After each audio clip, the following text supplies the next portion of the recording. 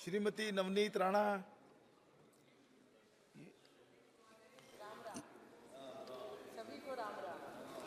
आज जय श्री राम।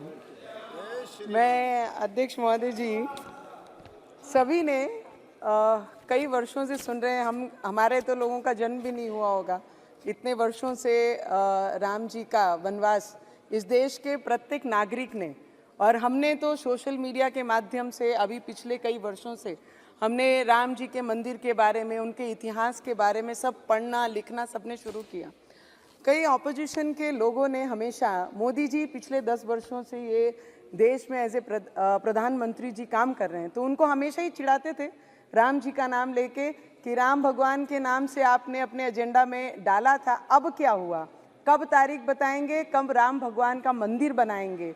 तो मुझे लगता है ऐसे बदनसीब लोग बहुत कम होते हैं दुनिया में, जिनके पास 50-60 वर्ष रहने के बाद रामलला का मंदिर नहीं बना सके, ना ही राम भगवान को उनकी जगह पे स्थापित कर सके। और ऐसे भी कई लोग होते हैं हमारे देश के प्रधानमंत्री जी जैसे, जो 10 वर्षों में तारीख भी बताई, मंदिर भी बनाया और भव्य पूरे विश्व में हमारी आस्था को कहीं मरने नहीं दिया, और मंदिर को स्थापित करके मंदिर भगवान के, राम भगवान के मंदिर में उनकी पूजा आस्था भी हुई। मैं ये बताना चाहती हूँ सर, राजा कैसा होना चाहिए, तो राजा भगवान राम जी जैसा होना चाहिए। भाई कैसा होना चाहिए, तो भाई लक्ष्मण जी जैसा होना चाहिए। लोकतंत्र के राजा कैसा होना चाहिए, तो हमारे देश के प्रधानमंत्री जी जैसा होना चाहिए।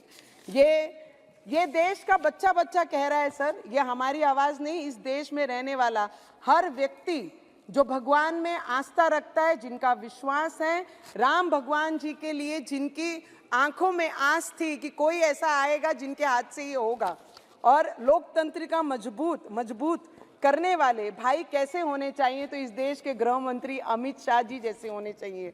सर, अभी मैंने एक ओवीसी जी को बोलते सुना कि पुरुषोत्तम मर्यादा राम जी के बारे में कि हम उनका आदर करते हैं, सत्कार करते हैं, सम्मान करते हैं। करना पड़ेगा, इस देश में रहना है तो जय श्री राम बोलना पड़ेगा, क्योंकि इस देश के लोगों ने पिछले कई वर्षों से राम भगवान जी के मंदिर के लिए जो आस्था लगा के बैठी थी, इनके नसीब में नहीं थी। वो जिन्होंने, राम जी ने खुद ये क्या निश्चिंत करेंगे राम भगवान के मंदिर का और राम भगवान जी के समय का, ये तो भगवान ने खुद हमारे देश के प्रधानमंत्री को चुना है कि जिनके हाथ से ये होना था, और इस देश में हुआ है, पूरे विश्व ने वो देखा है। सर बहुत सुंदर है सर, 4 लाइन कहना चाहूंगी मैं कि तब राम मिले थे लक्ष्मण को सेवा में, अब राम मिले हैं राष्ट्र के सेवा करने से।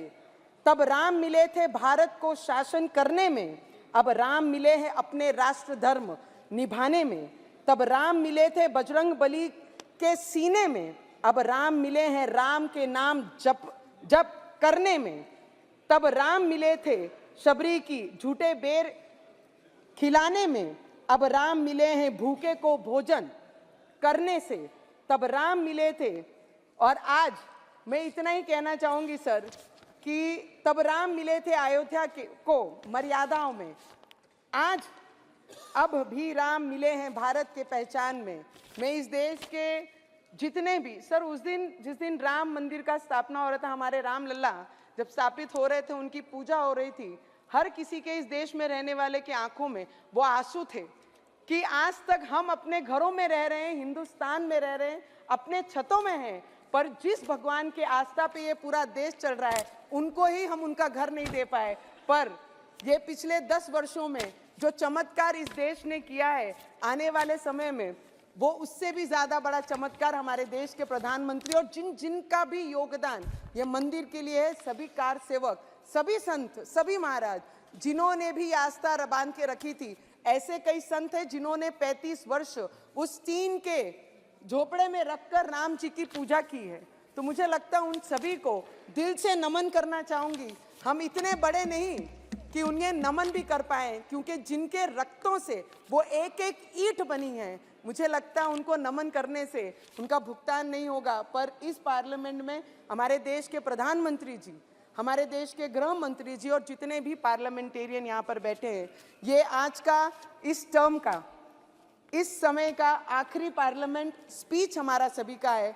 तो सभी हमारे आदरणीय पार्लियामेंटेरियन से, आपसे स्पीकर साहब, हमारे बिरला साहब से, हमारे मंत्री जी से, सबसे मैं आशीर्वाद लेंगे कि इस मैदान में उतरे हैं तो जय श्री राम का नारा लेके फिर वो मैदान उसी तरीके से हमारे देश के प्रधानमंत्री फतेह करेंगे। इतनी ही प्रार्थना मैं राम भगवान से करती हूँ और सभी से आशीर्वाद लेती हूँ। जय श्री राम।